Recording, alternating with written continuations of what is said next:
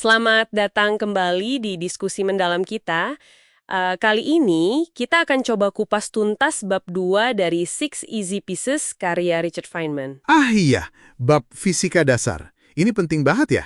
Betul, sumber kita ya bab ini aja. Dan tujuannya ya memahami gagasan paling dasar fisika. Gimana pandangan kita itu berubah drastis setelah 1920 sampai ke dunia partikel subatomik yang, wah, membingungkan. Siaplah. Feynman kan memandu kita dari fisika klasik yang kelihatannya rapi, terus masuk ke revolusi kuantum sampai misteri inti atom. Oke, mari kita mulai bedah ya. Nah, sebelum 1920, fisika itu rasanya cukup jelas kan? Bisa dibilang gitu. Alam semesta kayak panggung, ruang 3 dimensi biasa, waktu jalan sendiri terpisah. Aktornya partikel ya, kayak atom gitu, punya inersia. Kalau nggak diganggu gaya ya lurus aja dia. Ya, dan gaya yang dominan dikenal itu gravitasi, yang melemah kalau jaraknya makin jauh, sama interaksi antar atom yang lebih rumit lah. Tapi terus ada yang baru nih. Nah, ini dia. Gaya listrik. Ini mirip gravitasi, tapi jauh lebih kuat. Dan uniknya, ada 2 jenis muatan, positif dan negatif. Oh, yang sejenis tolak-menolak, beda jenis tarik-menarik itu ya? Tepat. Atom itu kan seimbang, inti positif sama elektron negatifnya pas. Makanya, gaya listrik yang dahsyat ini nggak langsung terasa, kecuali kalau keseimbangan itu, terusik. Jadi baru kelihatan gitu kekuatannya ya? Betul. Dan ini penting, muncul konsep medan. Jadi gaya itu bukan aksi jarak jauh yang misterius, tapi muatan itu menciptakan semacam kondisi di ruang sekitarnya. Medan ya, kayak semacam pengaruh gitu di ruang. Gini, medan listrik itu mempengaruhi muatan lain yang masuk ke area itu.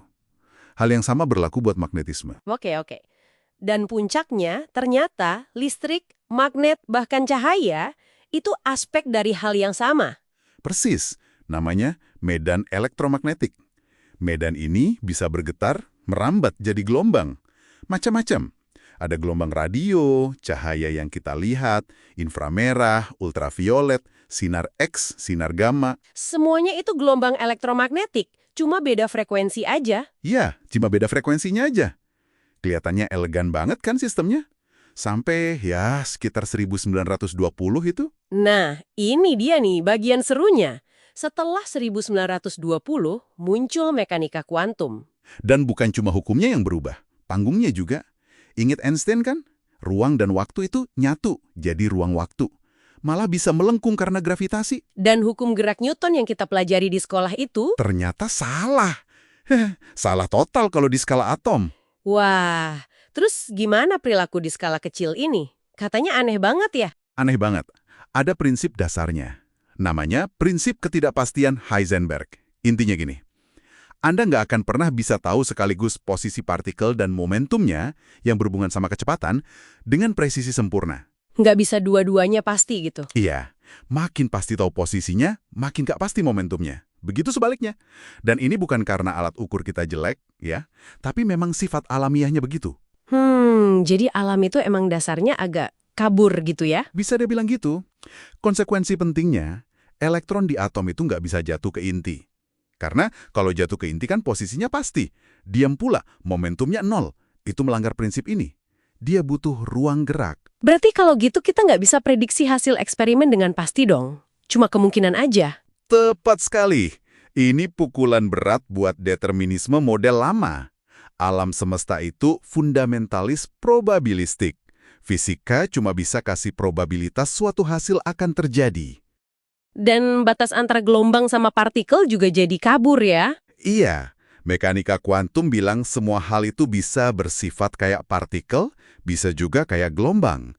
Tergantung gimana kita lihatnya. Cahaya itu bisa jadi gelombang, bisa juga jadi partikel foton. Oke, ini mulai kompleks. Lalu ada penyatuan lagi kan? Elektrodinamika kuantum, QED itu. Betul. QED ini gabungan super canggih antara mekanika kuantum, relativitas khusus Einstein, sama elektromagnetisme. Dan hasilnya, wah, luar biasa. Luar biasa gimana? QED ini bisa menjelaskan hampir semua fenomena fisika dan kimia di luar inti atom dan gravitasi. Ikatan kimia, kenapa lampu neon nyala, kenapa air itu basah, sifat magnet, listrik, semua dijelaskan QED. Wow, sampai sedetail itu ya?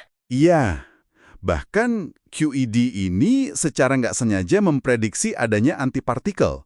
Buat setiap partikel ada kembarannya yang kayak kebalikannya gitu, misalnya positron untuk elektron. Oke, QED sukses besar, tapi katanya berhenti di inti atom ya? Gimana ceritanya proton yang sama-sama positif bisa nempel di inti? Kan harusnya tolak-menolak kuat banget. Nah, pertanyaan bagus. Pasti ada gaya lain dong yang super kuat buat ngalahin tolokan listrik itu. Namanya gaya nuklir kuat. Yukawa coba bikin teori. Dia bilang gaya ini juga dimediasi pertukaran partikel, mirip foton di gaya EM. Dia prediksi ada partikel namanya meson. Terus ketemu meson ini? Sempat salah kira dulu. Ada partikel ditemukan, masanya mirip prediksi Yukawa, namanya mion. Tapi ternyata sifatnya nggak cocok. Baru belakangan ketemu partikel lain, pion. Nah, ini baru pas sama teori Yukawa. Akhirnya ketemu ya, tapi teorinya gimana? Berhasil? Teorinya ada, tapi ngitungnya susah banget. Puluhan tahun fisikawan coba, tapi rumit sekali. Sementara itu, di eksperimen malah terus-terusan nemu partikel baru yang aneh-aneh. Partikel baru lagi? Sebanyak apa? Banyak banget, puluhan jenis. Makanya sampai dibilang kayak kebun binatang partikel. Ramai banget isinya, dan gak jerus ini partikel apaan aja fungsinya. Kayak muon tadi itu, sampai sekarang masih agak misterius tempatnya di skema besar. Jadi kayak nemu banyak potongan puzzle tapi gambarnya belum jelas gitu ya? Terus gimana ngaturnya? Ya, dicoba diklasifikasi, dibuat kelompok-kelompok. Ada baryon, ini partikel berat kayak proton, neutron. Ada meson, partikel perantara kayak pion. Ada lepton, partikel ringan kayak elektron, neutrino, yang nggak kena gaya kuat.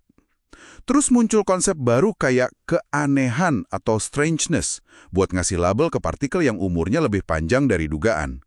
Pokoknya usaha mencari pola lah. Oke, jadi dari yang simple terus ke kuantum yang probabilistik, sekarang malah masuk ke inti atom yang isinya rame banget sama partikel dan gaya yang belum sepenuhnya kita ngerti ya. Ada 4 gaya dasar jadinya.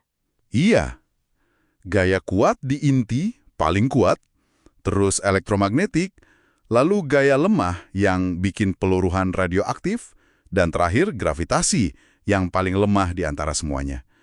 Tapi hukum pasti buat gaya kuat itu, yaitu masih PR besar.